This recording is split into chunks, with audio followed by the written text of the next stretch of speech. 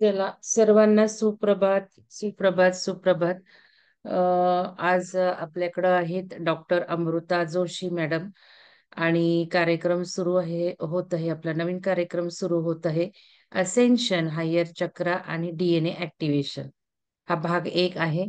आणि अमृता मॅडमना तुम्ही सगळेजण ओळखतच आहात. तरी थोडक्यात असं मला सांगावंसं वाटतं की त्यांनी बायोटेक्नॉलॉजी मध्ये डॉक्टरेट केलेलं आहे बायोटेक्नॉलॉजी इंजिनिअरिंग मध्ये. आणि त्या एका कॉलेजमध्ये प्रोफेसर म्हणून पण काम करत आहेत. तसंच पीएमसी हिंदी, पीएमसी मराठी चॅनलवर बरेच कार्यक्रम घेत आहेत. तर नुकत्याच अमृता मॅडम बेंगलोरच्या पिरॅमिडला 10 दिवस प्रोग्राम अटेंड करून आलेले आहेत. आणि मी जेव्हा काल रात्री फोन केला तर त्या प्रवासातच होत्या. रात्री येऊन सुद्धा आज सकाळी पहाटे आपल्यासाठी त्या वेळ देत आहेत आणि एक सुंदर असा कार्यक्रम सुरू करत आहेत. तर सर्वांचे खूप खूप धन्यवाद की तुम्ही कार्यक्रमाला लवकर उठून जॉईन करत आहात. तर आपलं जर कंटेंट बघितलं तर आपण नेहमी संकल्प ठेवतो आणि आता 7 तारखेला प्रतिपदा आलेली आहे. तर या कार्यक्रमाचे 5 दिवसाचेही तुम्ही संकल्प ठेवा. आपण पहाटे कार्यक्रम मुद्दाम घेत आहोत की जेणेकरून आपल्याला शारीरिक फायदे जास्त मिळावेत. ध्यान जर पहाटे झालं तर त्याचे आध्यात्मिक फायदे जास्त मिळावेत. तर वात पित्त कफ बॅलन्स होत आहे आणि आपल्या जे साधक सकाळचे कार्यक्रम अटेंड करत आहेत त्यांना नक्कीच खूप फायदा होत आहे. तर तुम्ही सुद्धा या 5 दिवसाचा कार्यक्रम काहीतरी टार्गेट ठेवा आणि बघा दिवस कसा जातो, किती फुल्ली एनर्जेटिक जातो. तर संकल्प तुम्ही हे जे कंटेंट ठेवलेले आहेत की मानवी शरीर आणि अध्यात्म यांचा संबंध, पृथ्वीवरील मानवी शरीरातील बदल. कारण आता आपल्या सगळ्यांनाच माहिती आहे की आपण असेन्शन मध्ये आहोत, प्रोसेसमध्ये. मानवाचा महामानव होतोय, अरविंदांनी म्हटलेलं आहे. आणि या मानवाचा महामानव या उत्क्रांतीमध्ये आपल्याला जर हायर आयामात लवकर जायचं असेल तर आपलं बॉडी, आपलं शरीर हे प्रकाशमय बनलं पाहिजे. आपल्या शरीरातले डीएनए ऍक्टिव्हेट झाले पाहिजेत लवकर. आणि क्रोमोझोम सुद्धा बदलत आहेत. तर या सर्व प्रोसेस काय महत्व आहे आणि हे आपल्या शरीरामध्ये लवकर व्हावं, स्मूथली व्हावं, यासाठी आपण संकल्प पेरायचे आहेत. तर मी आता अमृता मॅडमला अशी विनंती करेल की मॅडम तुम्ही सुरू करा. मी शेअरिंग थांबवते, तुमचं शेअरिंग तुम्ही करू शकता. तर madam. Thank you so much madam. आत्मवंदन सर्व मास्टर्सना. थँक्यू ब्रह्मांडीय शक्तीला, जे आपल्याकडून सकाळी उठून सर्व काही आपले अध्यात्माची प्रगती करून घेते, ज्ञान वाढवते आपल्या, त्यासाठी त्या ब्रह्मांडीय ऊर्जेला धन्यवाद. विहंगमच्या प्लॅटफॉर्मला धन्यवाद, मंगल मॅडमला धन्यवाद आणि तुम्हा सर्व साधकांना धन्यवाद. तर आत्मवंदन सगळ्यांना. तर आपण आजपासून एक नवीन प्रोग्राम म्हणा किंवा नॉलेज घेतोय, जे की आपण फुल्ली अवेअर राहून घ्यायचं आहे, फक्त ऐकायचं नाहीये. आणि ऑलरेडी मॅडम तुमच्या सोबत म्हणजे खूप सारे ऍडव्हान्स गोष्टी तुमच्यासाठी आणतायत आणि बरेच ग्रॅटिट्यूड, फॉरगिव्हनेस, ओंकार साधना वगैरे प्रोग्राम होत आहेत, ज्याच्यामुळे म्हणजे आत्ता पृथ्वीवर जी एनर्जी, फोटॉन बँड ज्याला म्हणतात, पृथ्वीवर चालू आहे, खूप हायेस्ट लेवलची एनर्जी चालू आहे, ज्याच्यामुळे तुम्हाला हे सगळं नॉलेज जे हायेस्ट लेवलचं आहे ते मॅडम तुमच्यापर्यंत पोहोचवतात. तर त्याचं इम्प्लिमेंटेशन आपल्याला करायचं आहे. तर आज आपण बघणार आहे की डीएनए, आपल्याला आता ऐकून माहिती आहे, सोशल मीडियावर बघतो किंवा बऱ्याच ठिकाणी ऐकतो. तर डीएनए म्हणजे काय, तर आज आपण सायंटिफिकली बेसिक इन्फॉर्मेशन घेऊयात.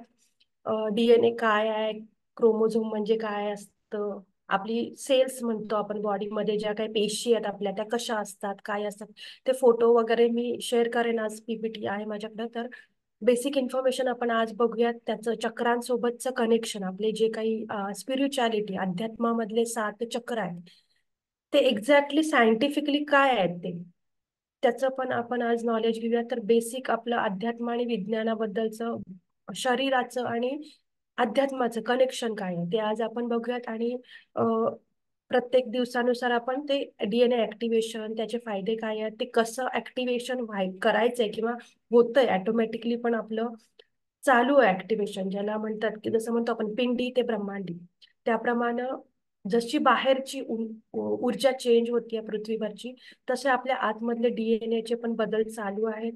तर ते कसे होत आहेत किंवा ते पुन्हा अजून आपल्याला फास्ट म्हणा किंवा आपल्या बाजूने अजून कसे ऍक्टिव्हेट करता येतील, तर तेही आपण शिकणार आहे या प्रोग्राममध्ये. तर ह्या सगळ्या गोष्टी आपण बघणार आहे 5 दिवस. तर अवेअरनेस मध्ये राहून, जाणीवेत राहून आपल्याला हे सगळं नॉलेज घ्यायचंय. तर मी पीपीटी शेअर करते, फक्त दिसते का बघा.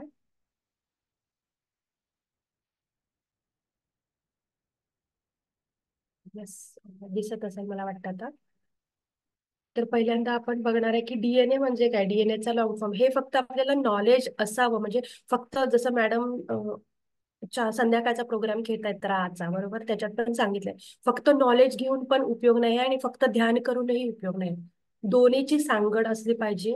आणि ते दोन्ही घेऊन प्लस आपल्या वागण्यातला बदल किंवा अवेअरनेस, जाणीवेत राहून आपण जे शिकलोय त्याचं इम्प्लिमेंटेशन करणं ही तितकंच महत्वाचं आहे. तर आता आजपासून आपण बघतो की डीएनए म्हणजे काय. तर डीएनएचा लॉंग फॉर्म हा असा आहे की डिऑक्झी रायबोन्युक्लिक ऍसिड. म्हणजे आपलं हे जे काही शरीर आहे ते अणु रेणू जसं ब्रह्मांड बनलंय, तसं जे ब्रह्मांडात ज्या छोट्या छोट्या गोष्टी आपल्याला माहिती आहेत त्या सगळ्याच्या सगळ्या आपल्या शरीरात पण आहे. म्हणजे पाण्याचं प्रमाण पण माहिती आहे आपल्याला, 71% बाहेर आहे म्हणजे पृथ्वीवर ब्रह्मांडामध्ये. शरीरात पण तेवढ्याच पर्सेंटचं पाणी असावं लागतं. पंचमहाभूत जी की बाहेर आहेत, ब्रह्मांडात दिसतात आपल्याला, ती सगळी आपल्या आतमध्ये आहेत. तर सगळ्या गोष्टी ज्या काय आहेत त्या खूप इंटरकनेक्टेड आहेत. त्यामुळे बाहेरचं वातावरण पण चेंज झालं की आपल्या आतमधलं पण चेंज होतं. बघा, आपल्याला जे फील होतं किंवा इमोशन्स म्हणतो आपण, आभाळ वगैरे आलं तर आपल्याला पण डल डल वाटायला लागतं बघा. तर या सगळ्या गोष्टी कनेक्टेड आहेत. तर हे डिऑक्झी रायबोन्युक्लिक ऍसिड्स जे आहेत म्हणजे डीएनए जो आहे आपला, तर तो डीएनए चा शोध जो लावलाय ते फेडरिच मिशर नावाच्या सायंटिस्टनी 1869 मध्ये लावला. आणि त्यांनी म्हणजे ते एक स्विस म्हणजे स्वित्झर्लंडचे फिजिशियन आणि बायोलॉजिस्ट होते. तर 1844 ते 1895च्या कारकिर्दीमध्ये त्यांनी जो काही रिसर्च केला, स्टडी केला, त्यातून त्यांना डीएनएचा शोध लागला. आणि डीएनएचे डिटेल्स सगळे, म्हणजे त्याच्या आधी डीएनए होता नाही असं नाही, फक्त सायंटिफिकली त्याची जी काही डिटेलमध्ये इन्फॉर्मेशन आहे ती या फेडरिच सायंटिस्टनी सगळ्या जगासमोर आणली. तर त्याच्यात 12 स्ट्रँडचा आपला हा डीएनए असतो, ज्याच्यात 72 क्रोमोझोम असतात. 72 क्रोमोझोम म्हणजे जोडे असतात. तर त्याच्या 144 पुन्हा त्याचे डुप्लेक्स मध्ये त्याचं कॅल्क्युलेशन होतं ते 128 कोडॉन असतात आणि 384 एलईएफ म्हणजे लिम्फॉइड एनहान्सर फॅक्टर असतात. तर हे लिम्फॉइड एनहान्सर फॅक्टर हे त्याला सायंटिफिक नाव आहे, पण स्पिरिच्युअलिटी मध्ये त्याला लाईट एन्कोडेड फिलामेंट्स म्हणतात. जसं आता आपण ऐकतोय लाईट बॉडी होणं म्हणजे काय, तर हे लिम्फॉइड एनहान्सर फॅक्टर जो आहे तो आपली बॉडी आहे ती लाईट करायला मदत करत असतो किंवा लाईट बनवतो. तर आता हे खाली तुम्ही वाचत असाल 2 स्ट्रँड, 21 क्रोमोझोम, 42 किंवा 20 कोडॉन.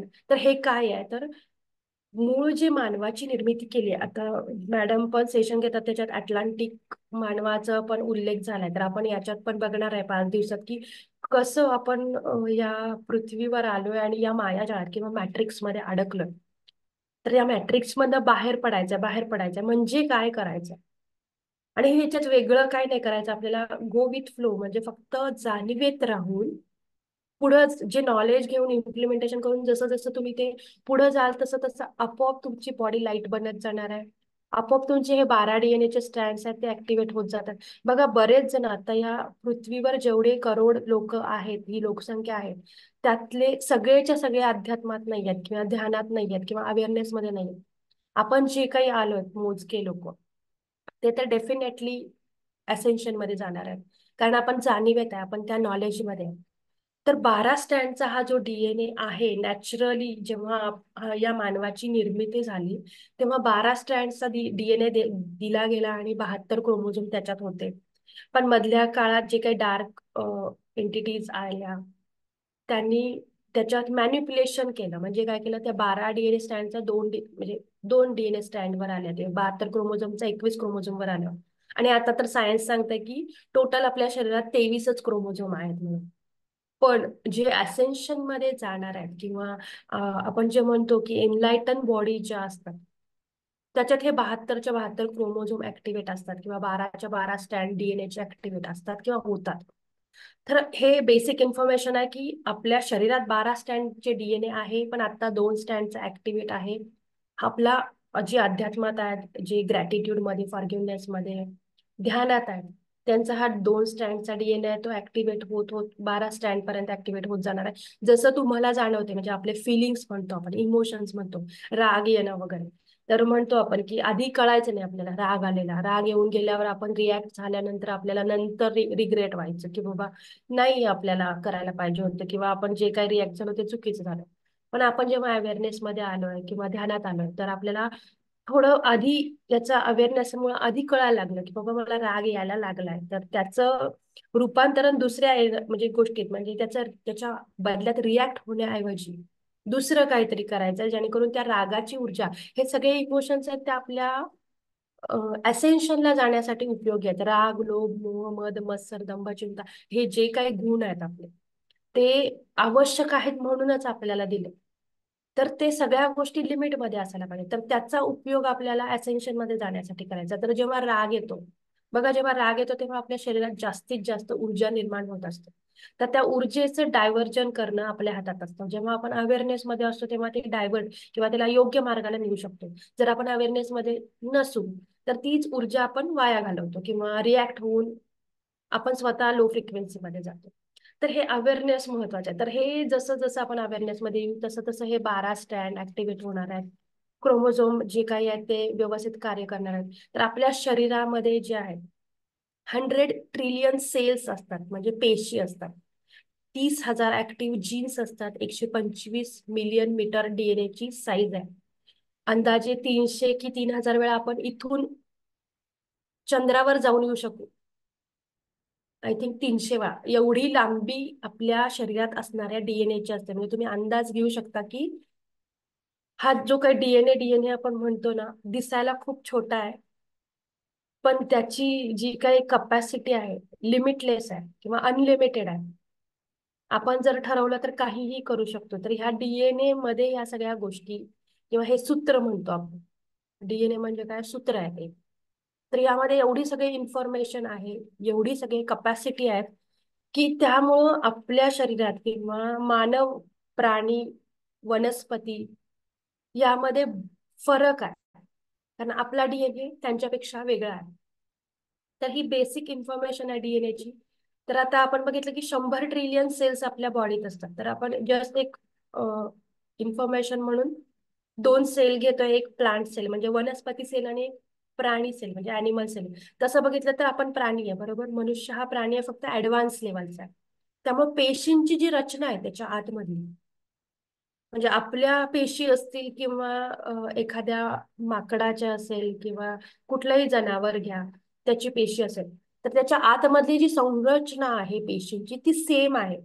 पण त्याच्या मध्ये ज्या ऍबिलिटीज आहेत, म्हणजे क्षमता आहेत, त्या आपल्या ऍडव्हान्स आहेत प्राण्यांपेक्षा. तर तुम्ही इथं बघितलं प्लांट आणि अॅनिमल सेलमध्ये, तर तुम्हाला एक जांभळ्या रंगाचा मोठा गोल दिसतोय, ज्याला न्यूक्लियस म्हणतात. जसं आपल्या शरीरामध्ये, म्हणजे ब्रॉडली बघितलं तर आपलं शरीर किंवा देह आणि त्याच्या आतमध्ये आत्मा असेल, तर त्या देहाला काहीतरी अर्थ आहे, बरोबर. तसंच या पेशी ज्या असतात किंवा सेल्स असतात, त्याच्या आतमध्ये जर न्यूक्लियस जिवंत असेल, तरच ती पेशी कामाची असते किंवा जिवंत असते. तरच ती आपल्या शरीराच्या वाढीसाठी मदत करत असते. तर अशा लाखो करोडो सेल सेकंदाला मरत असतात आणि जिवंत होत असतात आपल्या शरीरात, ऑटोमॅटिकली, आपल्याला न कळत, आपल्या म्हणजे जाणीवेच्या पण पलीकडे सूक्ष्मरित्या त्या त्यांच्या लाईफ जे काही असतं ते मरणं किंवा जगणं, जे काही नवीन तयार होणं, हे कंटिन्युअसली प्रोसेस प्रत्येक सेकंद, म्हणजे मिली सेकंद जरी म्हटलं तरी त्या प्रत्येक सेकंदाला ती प्रोसेस चालू असते. तर ह्या ज्या सेल्स दिसतात तुम्हाला, अॅनिमल सेल आणि प्लांट सेल, त्यातल्या जांभळ्या रंगाचा जो डार्क एक गोल दिसतो, तो आहे आपला न्यूक्लियस. म्हणजे जसं आपल्या शरीरात असतो आत्मा, तसं या सेलमध्ये असलेला हा न्यूक्लियस आहे. आणि त्या न्यूक्लियसच्या आतमध्ये डीएनए असतो. तर आता परत मी तुम्हाला सांगेन की इथं तुम्हाला मायटोकॉन्ड्रिया नावाचे पण कन्सेप्ट, म्हणजे इथं नावं वाचाल तुम्ही, तर तुम्हाला दिसेल पण की मायटोकॉन्ड्रिया ही असतो इथे, जो की ऊर्जा स्थान, म्हणजे सेलची ऊर्जा किंवा शक्ती प्रदान करायचं काम, किंवा त्याच्या आतमध्ये जे काही आपण अन्न खातो त्याचं ऊर्जेत रूपांतरण होतं, आणि ती ऊर्जा तयार झालेली असते ती स्टोअर करायचं काम तो मायटोकॉन्ड्रिया करतो, ज्याला खूप महत्व आहे आपल्या पेशींमध्ये. तर आपण ते सगळं बघणार आहे. तर ही एक ह्युमन सेल दाखवले, ह्याच्यात तुम्हाला हे वेगळे वेगळे पार्ट्स आहेत, सायंटिफिकली ते नावं त्याची दिली आहेत. त्या प्रत्येकाचा रोल वेगळा वेगळा आहे. इथं तुम्हाला येलो कलरचा मायटोकॉन्ड्रिया दिसत असेल, ज्याच्याबद्दल मी आता बोलते, जे की ऊर्जा स्थान, शक्ती स्थान म्हटलं जातं प्रत्येक पेशीचं. बरोबर. तर ही जी मायटोकॉन्ड्रिया आहे, हा मायटोकॉन्ड्रियामध्ये आपलं जे काय आपण अन्न खातो, ऊर्जा निर्मिती होते, त्या शक्तीचं स्टोरेज, साठवण्याची क्षमता त्या मायटोकॉन्ड्रियामध्ये असते. तर त्या मायटोकॉन्ड्रियाला खूप महत्व आहे. जसं आपण अध्यात्मात किंवा ध्यान करत असताना ऊर्जा मिळवतो, बरोबर, ब्रह्मरंध्रातनं ही जी ब्रह्मांडातली ऊर्जा आहे आपली, किंवा कॉस्मिक एनर्जी म्हणतो आपण, ब्रह्मांडीय शक्ती ऊर्जा जी काय, ती आपण घेतो. जेव्हा आपल्याला ती ऊर्जा स्टोअर करणं म्हणा, किंवा अलाइनमेंट मध्ये येणं जे म्हणतो आपण, म्हणजे काय, आपल्याला आपल्या शरीराला किंवा आपल्या आत्म्याला आवश्यक असलेली ऊर्जा आपण साठवतो आपल्या शरीरामध्ये, तेव्हा आपली बॉडी किंवा आपली चक्र अलाइन होतात. तसंच या पेशी ज्या आहेत, या अलाइन होण्यासाठी किंवा लाईव्ह राहण्यासाठी किंवा त्यांची कार्यक्षमता व्यवस्थित राहण्यासाठी या मायटोकॉन्ड्रियामध्ये आवश्यक तेवढी ऊर्जा जेव्हा साठवली जाते, तेव्हा आपले शरीर खूप उत्तमरित्या काम करत असतं. जेव्हा या सेलमध्ये काहीतरी गडबड होते म्हणा, किंवा त्यांची जी कार्यक्षमता आहे त्या कार्यक्षमतेपेक्षा त्या कमी कार्य करायला लागतील, किंवा त्यांच्यात ऊर्जा कमी झाली, तर हे डिसीजेस म्हणतो आपण, किंवा आजार, रोग वगैरे तयार व्हायला लागतात. तर असा हे सेल आहे. इथे बऱ्याच गोष्टी तुम्हाला दिसतील. लायसोझोम आहे, न्यूक्लियस, मगाशी जो जांभळ्या रंगाचा दाखवला, तर हा सेंटरमध्ये ब्ल्यू कलरचा दाखवलाय, हा न्यूक्लियस आहे. त्याच्या आतमध्ये पिवळ्या रंगाचा आहे तो क्रोमोझोम आहे, आणि त्या क्रोमोझोमच्या आतमध्ये डीएनए आहे. म्हणजे तुम्ही विचार करू शकता, ही सेल मोठी करून दाखवली आता. अशा आपल्या 10,000 मिलियन सेल्स, आपल्या ट्रिलियन सेल्स आपल्या शरीरात आहेत, आणि त्या प्रत्येक सेलच्या आतमध्ये असा न्यूक्लियस आहे. प्रत्येक न्यूक्लियसच्या आतमध्ये त्या क्रोमोझोमच्या जोड्या आहेत. जसं म्हटलं की जो मूळ मानव होता त्याच्यात 72 क्रोमोझोम होते, आत्ताचा जो मानव आहे त्याच्यात 21 क्रोमोझोम आहेत, आणि जो ऍडव्हान्स होत चाललाय त्याच्यात मॅक्झिमम 23 क्रोमोझोम येतात असं म्हटलं जातं. पण जो आध्यात्मिक दृष्ट्या असेन्शनला पोहोचतो त्याच्या 24वा क्रोमोझोम ऍक्टिव्हेट व्हायला लागतो, आणि मग त्याची एनलायटनमेंट अवस्था येते त्याला. तर हे जे क्रोमोझोम आहेत ते इतके छोटे तुम्हाला इथं दिसतात, आणि त्या क्रोमोझोमच्या पुन्हा आतमध्ये आपला डीएनए. तर फक्त तुम्ही कल्पना करू शकता की किती सूक्ष्म आपल्या आतमधलं जे शरीर आहे, पेशी आहेत. म्हणजे आपण म्हणतो ना, लाईट बॉडी तयार होणं किंवा असेन्शन मध्ये जाणं म्हणजे काय आहे, सूक्ष्म लेवल. आता आपण जी शरीराची बॉडी जी आहे किंवा आपलं जे शरीर आहे ते स्थूल स्थूल लेवलला आहे, आपल्याला सूक्ष्म लेवलला पोहोचायचं आहे. तर आपण बघितलं तर ऑलरेडी आपल्या आतमधल्या ज्या गोष्टी आहेत त्या सूक्ष्म लेवललाच आहेत. आपण त्यासाठी अवेअरनेस मध्ये नाहीये, किंवा त्याला आवश्यक असलेल्या म्हणजे ऊर्जा साठवणं म्हणा, या गोष्टी आपल्या कमी पडतात. त्यामुळे ही आपली स्थूलता वाढत चालली किंवा वाढत गेली आहे. जी आहेत अध्यात्मात आल्या, ज्यांना अवेअरनेस आहे, त्यांची पुन्हा ती लाईट एन्कोडेड बॉडीज मध्ये रूपांतरण व्हायला लागलं. तर असं जसं ब्रह्मांडात आहे तसं पिंडात आहे म्हटलं जातं, तसंच आपल्या शरीराच्या आतमध्ये इतक्या स्मॉल किंवा सूक्ष्म गोष्टी आहेत ज्या आपल्याला माहिती असणं गरजेचं आहे. तर पुढची ही जी काय हा फोटो मी दाखवते तो आहे मायटोकॉन्ड्रियाचा. ह्याच्यात तुम्ही बघाल तर मायटोकॉन्ड्रियाच्या आतमध्ये ATP synthase, ribosome, DNA, intermembrane space, granules, inner membrane आणि मॅट्रिक्स दाखवले. तर तुम्ही बघितलं तर आतमध्ये पण शरीरात आपल्या किंवा त्या सेलच्या आतमध्ये पण 70 ते 71% पाण्याचा अंश आहे. एटीपी सिंथेस म्हणजे काय होतंय, आपण जे अन्न खातो त्याचं रूपांतरण ऊर्जेत होतं, त्याच्यासाठी जी आवश्यक प्रोसेस आहे त्याला एटीपी सिंथेस म्हणतात. त्यासाठी जे काही आपले पार्ट आहेत म्हणून किंवा सेल्स सारख्या छोट्या छोट्या गोष्टी आहेत त्या तिथे दाखवल्यात. डीएनए दाखवलाय. मॅट्रिक्स, ज्याला आपण मायाजाळ म्हणतो, दुनियादारी म्हणतो, बरोबर, हे मॅट्रिक्स आपल्या सेलच्या आतमध्ये पण आहे, दिसतंय आपल्याला. हे जे काही मध्ये दिसते ते मॅट्रिक्स आहे. हे ग्रॅन्युअल्स, इनर मेम्ब्रेन, हे सगळ्या सेलच्या पार्ट आहेत. तर जसं म्हटलं मी की सेलच्या आतमध्ये न्यूक्लियस असतो. इथे पुन्हा दाखवलंय, तुम्हाला फोटो दिसत असेल. ब्ल्यू किंवा निळ्या रंगाची सेल आहे, त्याच्या आतमध्ये फेंट ऑरेंज कलरचा न्यूक्लियस आहे.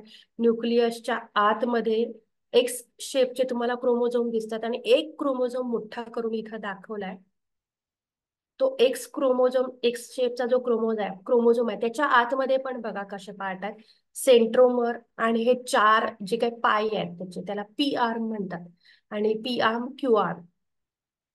म्हणजे छोटे वरचे जे दोन आहेत त्याला पी आर्म म्हणतात, आणि मोठे जे खालचे दोन दिसतात त्याला क्यू आर्म म्हणतात. आणि त्याच्या पण कॉर्नरला गोलाकार कॅप दिसतात तुम्हाला. तर त्याच्या कॅप आहेत त्या खूप इम्पॉर्टंट आहेत, म्हणजे त्याची लेंथ जी बघितली जाते, ज्याला टिलोमर म्हणतात. तर ह्याच्या आतमध्ये पण हे जे पी आर्म आणि क्यू आर्म दिसतात त्याच्या आतमध्ये तुम्हाला डीएनए दिसतो, आणि तो मग डीएनए खाली मोठा करून दाखवलाय. तर ते टिलोमर जे आहेत ना, जसं आपलं एज वाढतं तसं तसं त्याची जी लेंथ आहे, जी छोटे कॅप सारखी दिसते, म्हणजे जसं आपल्या पेनाला झाकण असतं ना, तसं या क्रोमोझोमच्या 4 पायांना ते झाकण असल्यासारखी ती कॅप आहे. तर या कॅपची जी साईज आहे ना ती ठरलेली असते. जन्मल्यावर आपल्या त्या कॅपची साईज मोठी असते. जसं वय वाढत जाईल तसं ती छोटी छोटी छोटी होत जाते. आणि जशी छोटी होत जाईल आणि खूप छोटी होते, तेव्हा आजार म्हणा किंवा अ, मेंदूशी रिलेटेड काही प्रॉब्लेम येणं, किंवा शरीरात बऱ्याच गोष्टी होतात आपल्या. तर ते चेंजेस जे होतात ते त्या टिलोमरच्या साईजवरनं होतात. तर बघा हल्ली नवीन टेक्नॉलॉजी आली, अँटी एजिंग म्हटलं जातं, म्हणजे वय वाढत जाते पण दिसत नाही. म्हणजे जसं वय 50 वर्ष वगैरे एखाद्या, म्हणजे आता आपण आजूबाजूला पण हल्ली खूप बदल दिसत आहेत, की 50 वर्षाचे पण लेडीज असली तरी तिचे केस काळे दिसत आहेत, किंवा म्हणजे ते डाय करणारे सोडून म्हणते, नॅचरली सांगते, किंवा त्यांची स्किन अजूनही ताजीतवानी दिसते. तर त्याला अँटी एजिंग म्हणतात. म्हणजे एजिंग होतंय तर ते रिव्हर्स एजिंग केलं जातं. तर त्याच्यासाठी सायन्समध्ये किंवा मेडिकल फील्डमध्ये पण आर्टिफिशियली इंजेक्शन्स वगैरे अवेलेबल आहेत, जसं की बॉलिवूड ऍक्टरेस वगैरे घेतात. तर त्याच्यात काय केलं जातं, हे टिलोमरची लेंथ जेव्हा कमी होते ना, तेव्हा आपल्या स्किनला रिंकल्स येणं, किंवा म्हणजे सुरकुत्या पडणं म्हणा, किंवा एजिंग होतं म्हणतो ना आपण, वय झालेलं दिसणं वगैरे, हे टिलोमरची साईज जेव्हा कमी कमी होते ना, तेव्हा आपलं वय झालेलं जाणवायला लागतं. तर त्या टिलोमरची साईज किंवा त्या कॅपची जी साईज जर व्यवस्थित किंवा मोठी ठेवली, किंवा ती करता येते आता आर्टिफिशियली पण, तर एजिंग होत नाही किंवा रिव्हर्स एजिंग होऊ शकतं. तर जेव्हा आर्टिफिशियली ते इंजेक्शन घेतलं जातं तर त्याचा प्रभाव खूप कमी काळापुरता असतो, आणि नंतर येणारे साईड इफेक्ट पण जास्ती असतात. ते जर नॅचरली आपण ती टिलोमरची कॅप साईज मेंटेन करू शकलो, किंवा त्याची साईज जेवढी आवश्यक आहे तेवढी ठेवू शकलो, तर रिव्हर्स एजिंग व्हायला मदत होते. तर बघा, जसं जसं आपण ध्यान करू तसं तसं ना, बऱ्याच जणांना जे खूप वर्ष ध्यानात आहेत किंवा रोज न चुकता ध्यान करतात, त्यांना स्वतःच्या शरीरामध्ये पण बरेच फरक जाणवत असतील, त्वचेमध्ये जाणवत असतील, ग्लो येणं म्हणतो आपण ना. तर हे कशामुळे होतं, तर ध्यानामुळे आहे ना, या टिलोमरची साईज वाढते. हे जे कॅप सांगितलं ना मी, त्याची साईज वाढते. त्यामुळे ऑटोमॅटिकली नॅचरली रिव्हर्स एजिंग व्हायला लागतं. म्हणून बघा, महाअवतार बाबाजींबद्दल आपण ऐकलंय ना, ते अजूनही त्यांची बॉडी जेवढ्या एजची होती तेवढ्याच एजची ठेवू का शकलेत, कारण त्यांनी त्यांच्या शरीरावर या क्रोमोझोमवर कंट्रोल घेऊ शकलेत, किंवा ती जी काही ऊर्जा आहे, ते जे वैश्विक ऊर्जा ग्रहण करतात ध्यानाद्वारे, ती स्टोअर करण्याची, माइटोकॉन्ड्रियामध्ये स्टोअर करण्याची जी कपॅसिटी असते, ते त्यांनी कंट्रोल स्वतःमध्ये, स्वतःकडे त्याचा कंट्रोल घेतलाय. किंवा त्यांनी ते तेवढ्या लेवलला पोहोचलेत की ते स्वतःच्या शरीराचं वय किंवा जे काय एजिंग आहे तेही कंट्रोल करू शकतात. तर हे आपल्याला सुद्धा शक्य आहे. फक्त त्यासाठी जे म्हणतो ना आपण अवेअरनेस मध्ये राहणं, ध्यान करणं, हे तेवढ्या लेवलचं व्हायला लागतं. तर हे नॅचरली जेव्हा टिलोमरची कॅपची साईज मोठी राहते ना, तेव्हा ऑटोमॅटिकली आपल्याला एजिंग हा प्रकार राहणारच नाहीये. आपले केस नेहमीच वाढत राहणार. म्हटलं जातं, डॉक्टर वगैरे म्हणतात मेडिकल फील्डमध्ये, की वयाच्या 21व्या वर्षानंतर ग्रोथ कमी होते. केसांची असेल, नखांची असेल, अवयवांची असेल, आतल्या पेशींची असेल. जसं जसं वय वाढत जाईल तसं तसं त्याची म्हणजे नवीन तयार व्हायची क्षमता कमी होत जाते.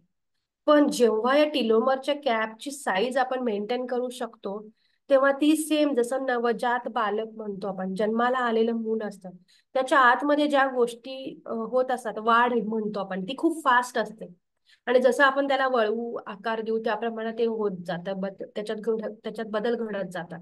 त्याप्रमाणे हे क्रोमोझोम किंवा हे जी डीएनए आहेत किंवा मायटोकॉन्ड्रियाचं मी उदाहरण दिलं, ते जर आपल्याला कंट्रोल करता आलं, किंवा आपल्याला ऊर्जा आपल्यातली साठवता आली तेवढी जास्त, खाण्यातनं म्हणत नाहीये. बघा, बरेच जण आता या पृथ्वीवर तुम्ही न्यूज वगैरे ऐकत असाल, ब्रिदेरियन म्हणतात, फक्त श्वासावर जगतायत, किंवा फ्रुटेरियन, फक्त फळं खाऊन जगतायत, किंवा फक्त पाण्यावर जगतायत.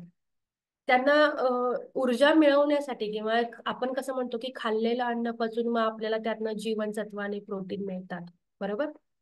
तर त्यासाठी जेवणच जेवायला पाहिजे असं काही नाही. आपण आपल्या शरीराला, आपलं शरीर हे एक मिराकल आहे, एक चमत्कार आहे. आपल्या शरीराच्या आतमध्ये आहे ना, फक्त जे भावना, फिलिंग इज फ्युअल म्हटलं जातं. भावना म्हणजे इंधन आहे आपल्या शरीरासाठीचं.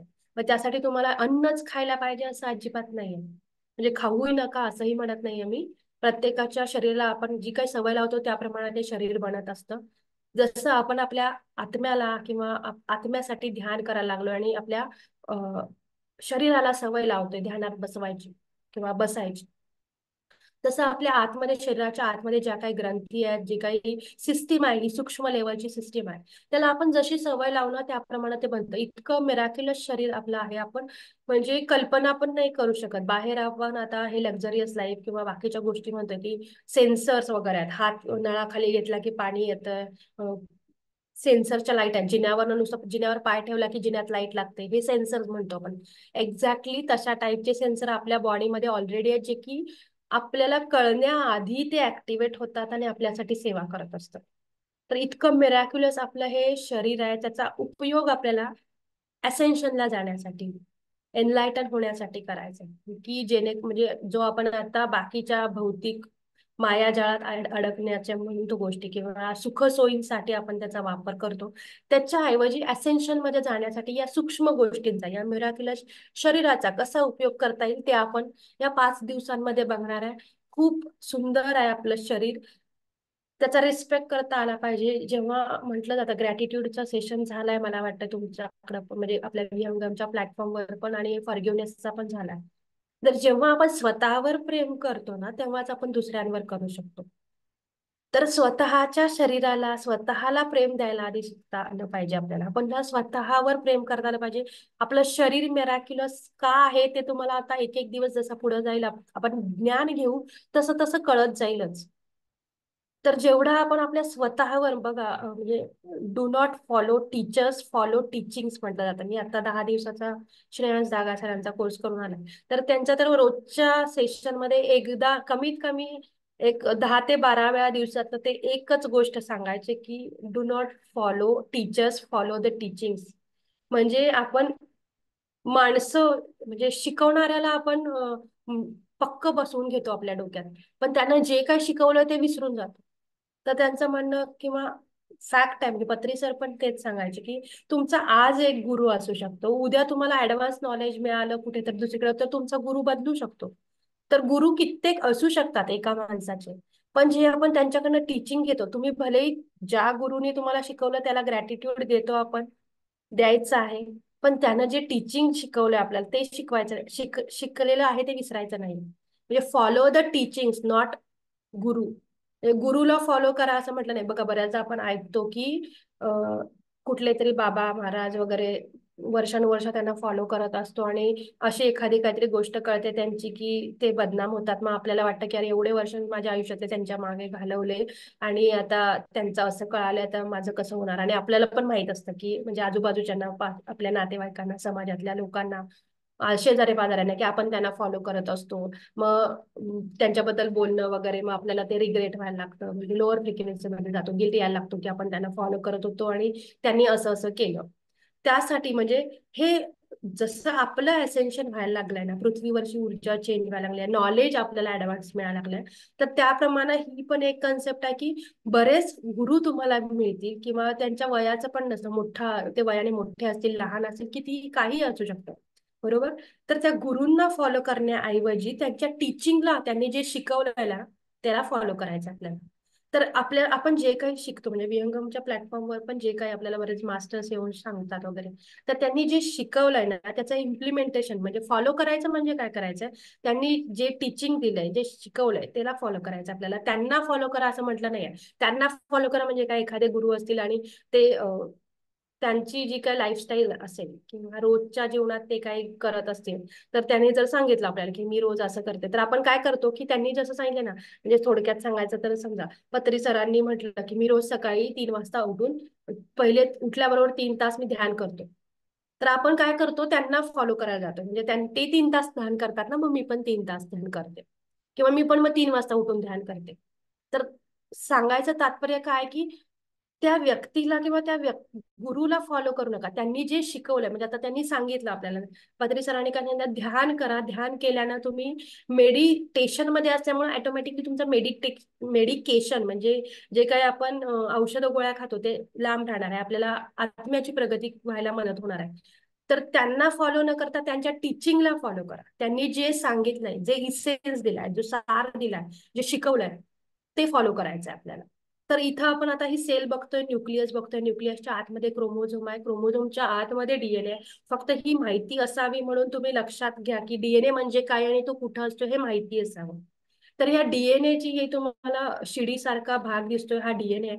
त्या डीएनएच्या आतमध्ये पूर्ण जीन्स असतात. तर ते जीन्स म्हणजे काय बघा, मी पुढची हा फोटो दाखवते. तर ह्या जीन्स मध्ये तुम्हाला इथे मध्ये ACTGPS वगैरे दिसतील. तर फॉस्फेट आणि सल्फेटचे बॉन्ड आहेत. आणि ATGC म्हणजे ऍडिनाइन, थायमिन, सायटोसिन आणि ग्युनाइन, हे अमायनो ऍसिड्स आहेत ज्याच्यामुळे आपला डीएनए बनलाय. तर हे नथिंग बट काय आहे, हायड्रोजन आणि म्हणजे पाण्याचा अंश आणि फॉस्फेट वगैरे ह्याचं कॉम्बिनेशन होऊन हा डीएनए बनलाय. शुगर फॉस्फेट बॅकबोन म्हणजे जे काही केमिकल नावं आहेत त्याच्यापासून हा डीएनए बनलाय. तर ते ATGC कंटेंट जो आहे तो त्यातला खूप महत्वाचा आहे. आणि आता आपण पहिल्या स्लाइडमध्ये बघितलं पण की 128 कोडॉन असतात, किंवा ते आताच्या शरीरात 2 स्टँड ऍक्टिव्हेट असलेल्या डीएनए ऍक्टिव्हेट असलेल्या शरीरामध्ये 60 कोडॉन असतात. तर तसं हे कोडॉन म्हणजे काय, हे AUG, AAG हे जे दिसतंय याला कोडॉन म्हणतात. म्हणजे हे 3 अल्फाबेट तयार होऊन तिन्हीचं मिळून एक जे होतं त्याला कोडॉन म्हटलं जातं. तसे इथं आता 4 कोडॉन दिसतात आपल्याला. तर हे सांगायचं उद्देश हा आहे की हे जे AUG, AAG हे जे काय दिसतं हे स्टॉप कोडॉन, स्टार्ट कोडॉन वगैरे म्हटलं जातं. त्याच्यामुळे काय होतं, आपल्या डीएनएची लांबी जी आहे ती लिमिटमध्ये राहते, किंवा जेवढी आवश्यक आहे तेवढीच राहते. जे की आपण बघितलं त्या क्रोमोझोमच्या आतमध्ये जे टिलोमर्स आहेत, त्या टिलोमर्स कॅपचं काम करतात म्हटलं मी. तर जी लेंथ जी आहे डीएनएची ती त्या क्रोमोझोम मध्ये फिक्स करण्यासाठी ह्या कॅप आहेत. म्हणजे त्या कॅपच्या बाहेर त्या डीएनएची लांबी वाढू नये यासाठी स्टॉप कोडॉन आणि स्टार्ट कोडॉन असतात, जे की अशा AUG, AAG या फॉर्म मध्ये असतात ते. तर त्यामुळे काय होतं, लिमिटेड आपल्याला जेवढं आवश्यक आहे तेवढे डीएनएची साईज वाढते. आणि जर डीएनएची साईज लिमिटपेक्षा जास्त वाढली तर कॅन्सर सारखे आजार होणं किंवा हे हे होतं. म्हणून सगळ्या गोष्टी लिमिटमध्ये पाहिजे. आपले हे जे काही राग, लोभ, मोह, दंभ वगैरे हे जे या पण गोष्टी आहेत त्या पण आपल्याला आवश्यक आहेत, पण त्या लिमिटमध्ये असतील तर त्याचा चांगला उपयोग करून घेऊ शकतो. एक्झॅक्टली तसंच आहे की आपल्या या डीएनएची लांबी पण लिमिटमध्ये असली पाहिजे. त्यासाठी हे स्टॉप कोडॉन, स्टार्ट कोडॉन म्हणजे जेवढं आपण आतमध्ये सूक्ष्म जाऊ तेवढं गहन ज्ञान, गहन टेक्नॉलॉजी आत आपल्या शरीराच्या आतमध्ये पण. तर हे सांगण्याचा उद्देश हा आहे की हे जे कोडॉन आहेत, आता हा क्रोमोझोम दिसतोय, या डीएनएची लांबी दिसते इथे खाली तुम्हाला अँटीसेन्स स्ट्रँड किंवा RNA पॉलिमरेज, सेन्स स्ट्रँड वगैरे दिसतात. याच्यात ATGC चे कंटेंट दिसतात.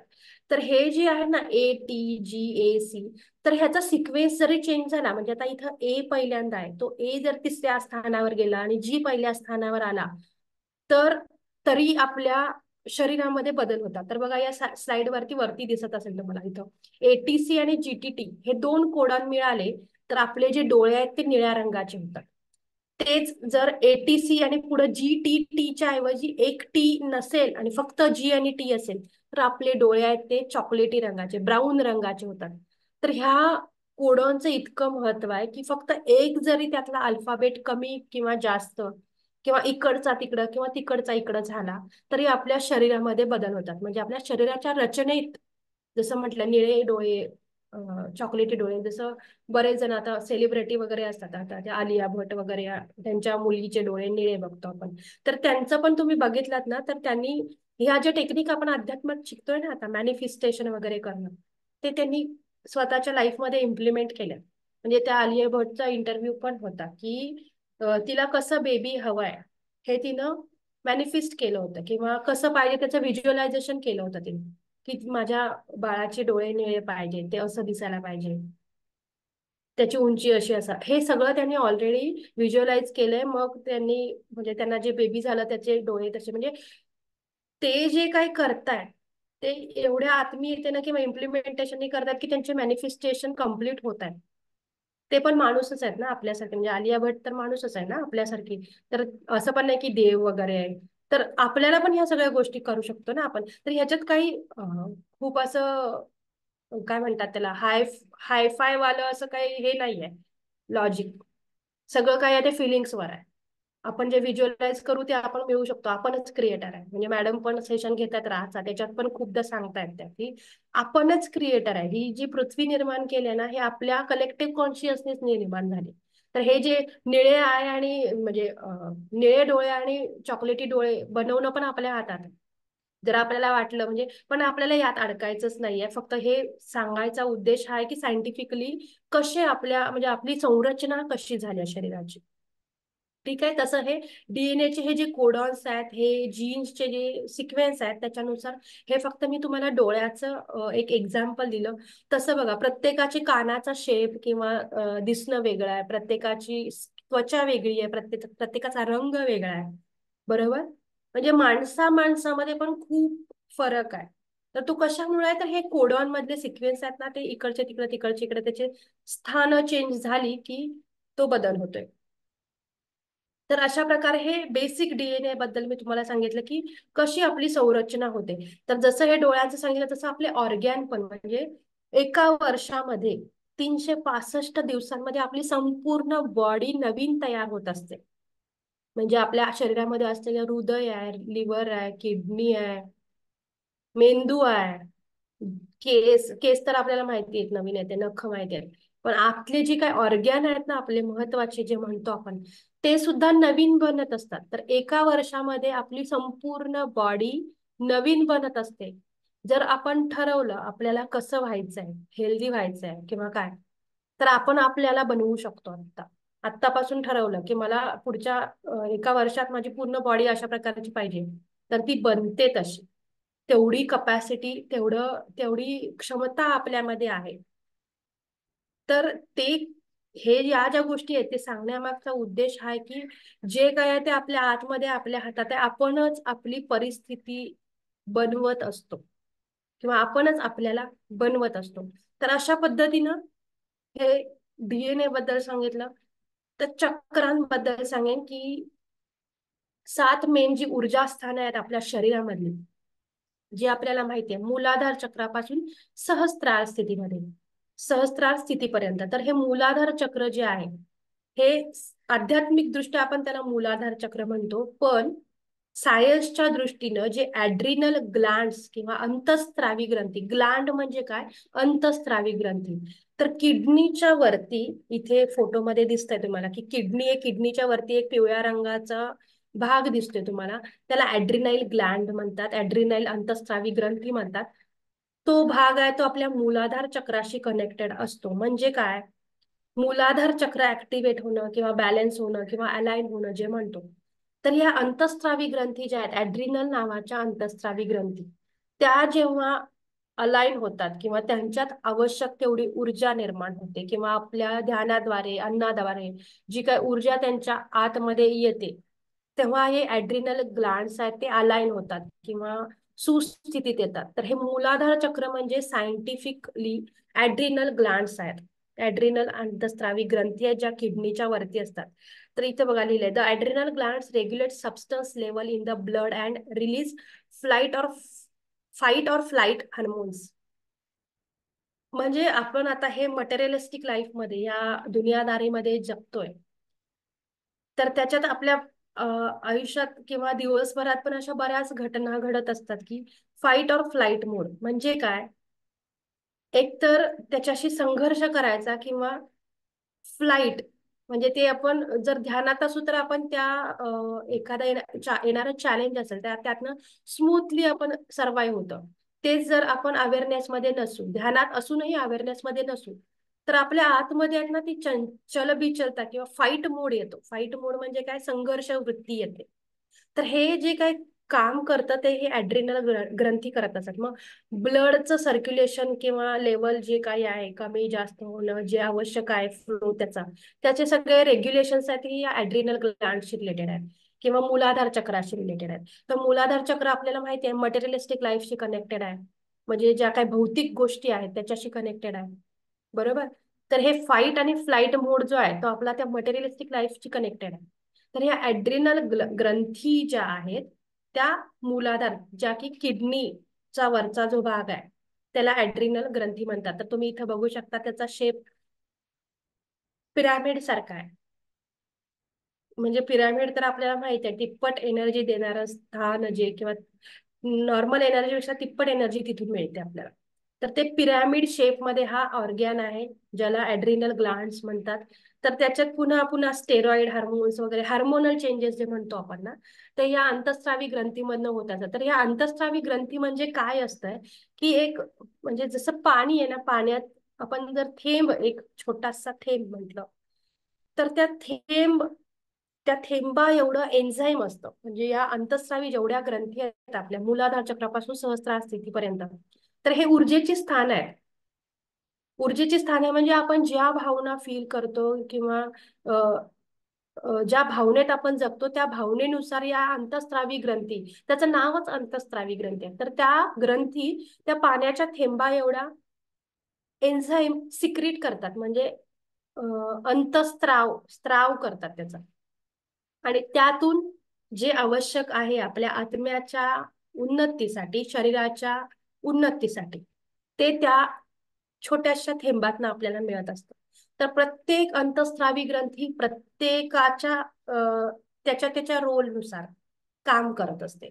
तर ही ऍड्रिनल ग्रंथी जे म्हटलं त्याच्या स्टेरॉइड हार्मोन किंवा प्रोटीन ग्लुकोज लेवल, म्हणजे मी दोन्ही सांगते तुम्हाला, अध्यात्म आणि सायन्स. तर आपण जे काही खातो म्हणा किंवा इव्हन कमी खात असू आणि ध्यान जास्त करत असू, तरी आपल्याला आवश्यक तेवढं त्यातनं विटॅमिन, प्रोटीन, मिनरल्स जे काही हवंय ते सगळं मिळत असतं. तर ते ऍडजस्ट करायची जी काही प्रोसेस आहे, क्षमता आहे, ती या ऍड्रिनल ग्लँड्स म्हणजे अंतस्रावी ग्रंथीमध्ये आहे. आणि आध्यात्मिक लेवलला म्हटलं तर भौतिक लाईफसाठी आवश्यक असणारं समाधान जे म्हणतो आपण, जे काही मिळतंय आपल्याला.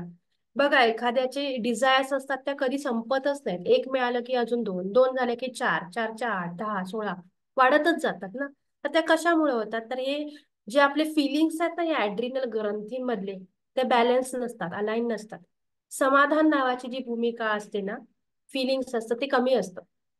तर त्यामुळं जसं आपण फील करू त्याप्रमाणे ते ऍड्रिनल ग्रंथी आहे तो स्त्रवते छोटा पाण्याच्या थेंबा एवढा, आणि त्यानुसार त्या इच्छा आपल्या कमी होणं किंवा जास्त होणं किंवा बॅलन्स राहणं हे त्यामुळं घडत असतं.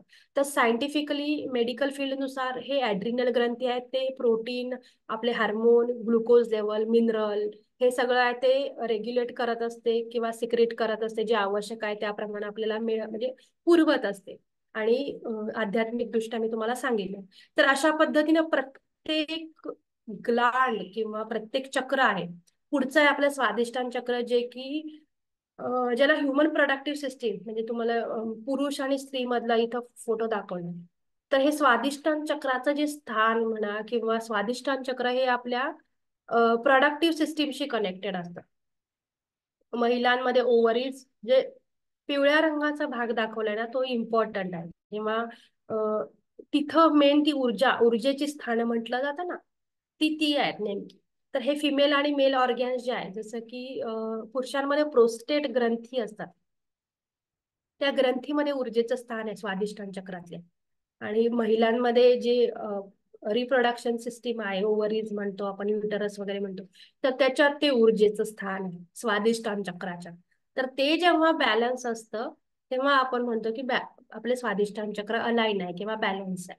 तर अशा पद्धतीनं हे ऊर्जेची स्थानं आणि सायंटिफिकली शरीरामध्ये ते ऑर्गॅन, म्हणजे आपल्याला आतापर्यंत कन्फ्युजन म्हणा किंवा आपल्याला वाटायचं की ही जी काही चक्र आहे ती नेमकी कुठं आहे. पण क्रियायोगानुसार बघितलं तर सांगितलं जातं की आपल्या पाठीचा कण आहे, मागची बाजू जी आहे तिथं ही ऊर्जेची स्थान आहे. पण जर बघितलं तर ह्या अंतस्त्रावी ग्रंथी म्हणजेच ती ऊर्जेची स्थान आहे. आणि त्या अंतस्त्रावी ग्रंथी प्रत्येक ऑर्गॅन मध्ये आहे.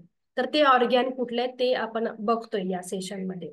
तर मला वाटतं की आज आपण इथं थांबूया, राहिलेल्या वेळात आपण ध्यान घेऊया आणि पुढचे 5 दिवस म्हणजे 4 दिवस जे काय आहे ते आपण पुढचं ज्ञान घेत जाणार आहोत. तर आज आपण मूलाधार आणि स्वादिष्टांपर्यंत बघितले. राहिलेले चक्र आपण उद्या बघूयात. आणि मला वाटतं 20 मिनिटं, 20-25 मिनिटं आपण ध्यान करूयात. तर आपण विदाऊट म्युझिक शक्यतो ध्यान करणार आहे. हे काही 5 दिवस आहेत ते ते यासाठी की गायडन्स म्हणजे जे काही ज्या ज्या दिवशीचं ज्ञान आपल्याला मिळणार आहे ना, त्यानुसार त्याचा गायडन्स राहील. तर पाण्याची जी काही मॅडम आपल्याला रोज सांगतात, वॉटर चार्ज. तर जवळ ठेवलंच असेल तुम्ही, पाणी पिऊन घ्या त्याला चार्ज करून आणि ध्यानाच्या स्थितीमध्ये यायचंय. एक 1 मिनिट वेळ देते मी, प्रत्येकाने पाणी पिऊन घ्या.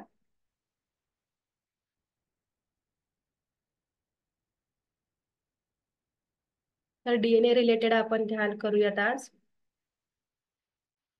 ते वॉटर चार्ज करून जे आपल्याला म्हणजे जे काही आपण आज ज्ञान घेतोय ते जेवढं आपल्या आत्म्याच्या उन्नतीसाठी आवश्यक आहे ते आपल्याकडून इम्प्लिमेंट व्हावं, त्याचा उपयोग व्हावा आपल्या रोजच्या जीवनशैलीमध्ये. अजून जे काही तुम्हाला अफर्मेशन द्यायचे असतील पाण्यासाठी तर ते पाण्याचे अफर्मेशन देऊन पाणी पिऊन घ्या. ध्यानाच्या पोझिशन मध्ये यायचंय, पाय क्रॉस, हाताची बोटं एकमेकांमध्ये गुंफून मांडीवर ठेवायचे. आनापानसतीच ध्यान करणार आहोत आपण. डोळे अलगदपणे बंद करायचे. चष्मा घड्याळ काढून ठेवायचंय.